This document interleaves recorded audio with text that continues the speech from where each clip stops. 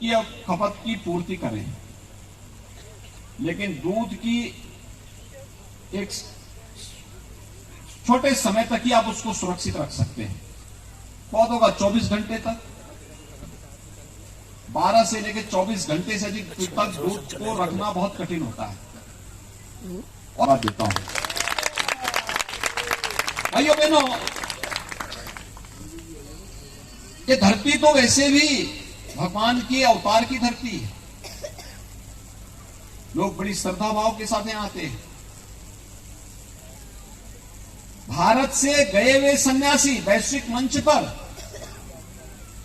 उन्होंने अपनी एक पहचान बनाई, भागवत धर्म का प्रचार प्रसार किया, और आज दुनिया के अंदर कई देशों में इस्कॉन जैसी संस्थाओं ने भागवत धर्म की जो सेवा की है वो अभिनंदनीय है, अविस्मरणीय है।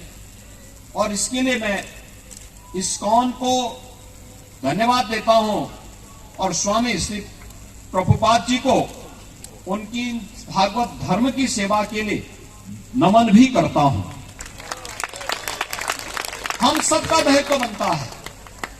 ये धरती भगवान कृष्ण और राधा रानी की लीला भूमि तो है ही, ये गो सेवा की भूमि भी है। और गो सेवा के कार्यक्रम को आगे बढ़ाने के लिए जो बात यहां पर डॉक्टर लक्ष्मीधर बेहरा जी भी कह रहे थे, खारा पानी है, मिट्टी नमकीन है, समाधान क्या है? समाधान दो ही है, बरसात के जल का संरक्षण करना, और दूसरा जो यहां पर उन्होंने उपयोग किया भारतीय नस्ल के गोवंश का जीवामृत और घनामृत का छिड़काव करके इस धरती को पूरी तरह किसी भी प्रकार के विष से मुक्त करने के लिए, वह नमकीन और खारा इसलिए क्योंकि विष का अंश उसमें इतना ज्यादा आ चुका है कि वह अब अपने को परिष्कृत करना चाहती है, शुद्धि करना चाहती है। और शुद्धि के लिए घनामृत और जीवामृत सबसे अच्छा माध्यम होगा। ये घनामृत और जीवामृत विशुद्ध रूप से आगे बढ़ सकता है, इस धरती के खारेपन को दूर कर सकता है, जल के खारेपन को दूर कर सकता है। ये दो तरकीबें बहुत अच्छी हो सकती हैं। और इतना बड़ा कैंपस में वह चमत्कार देखने को मिल रहा है। आज गाय केवल दूध देने तक ही सीमित नहीं है, इसको हम नेचुरल फार्मिंग से भी जोड़ सकते हैं। मैंने देखा था, आपने इस बार देखा होगा, बरसात 1 महीने लेट चल रहा है। मैंने अपनी आंखों से देखा है, जहां पे फर्टिलाइजर, केमिकल और पेस्टिसाइड का ज्यादा उपयोग हुआ है, अंतिम बरसात पड़ने पर जो नवंबर प्रथम सप्ताह में प्रारंभ हुआ था, 8-10 दिनों तक लगातार बारिश पड़ती रही, उस फसल को नुकसान हुआ। फसल की शुद्धि भी और अच्छा उत्पादन भी हो रहा है। इसके साथ ही हम भारतीय नस्ल के देसी गोवंश से तमाम प्रोडक्ट तो बना ही सकते हैं। गोमय से, गोमूत्र से बहुत सारे प्रोडक्ट बन सकते हैं। आज उससे सीएनजी भी बन रही है। इसी मथुरा में एक प्लांट लगा हुआ है, इस्कॉन को जाके देखना चाहिए।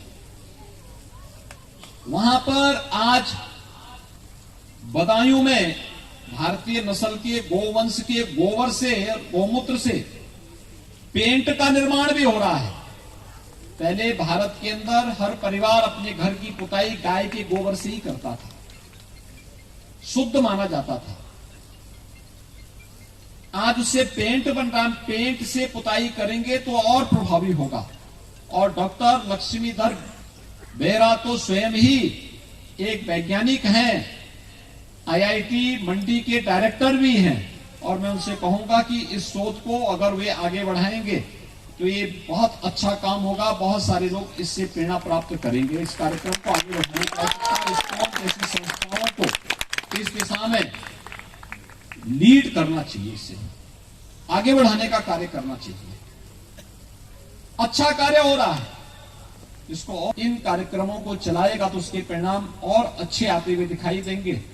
एक बार फिर से जो दुग्ध प्रोसेसिंग सेंटर यहां पर स्थापित हुआ है, जिसमें दूध और दूध से बने हुए उत्पाद बनेंगे, इसके लिए मैं चाहूंगा पूरे मथुरा में इस्कॉन के माध्यम से अधिक दुग्ध उत्पादन संगठन बने, दुग्ध समितियों का गठन हो, उनको इस्कॉन के साथ जोड़ने के कार्यक्रम के साथ अगर ये चलेगा तो स्वाभाविक रूप से भगवान श्री कृष्ण जिस गौ सेवा के साथ स्वयं जुड़े हुए थे, जिसके कारण उनका नाम गोपाल भी पड़ा, वह सार्थक होता हुआ दिखाई देगा, सार्थक होगा।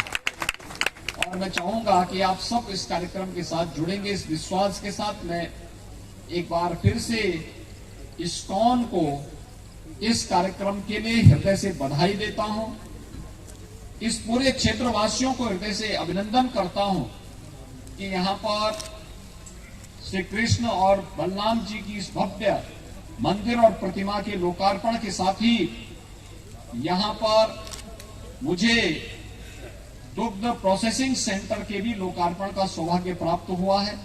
एक अच्छा प्रयास हुआ, इस प्रकार के सेंटर हर एक तहसील स्तर पर बना करके हम दुग्ध उत्पादन के साथ ही उसके वैल्यू एडिशन के माध्यम से पशुपालकों और अन्नदाता किसानों की आमदनी को कई गुना बढ़ाने में मदद मिल सकती है और ग्राम स्वराज की परिकल्पना इस आर्थिक स्वावलंबन के माध्यम से प्रशस्त हो सकती है।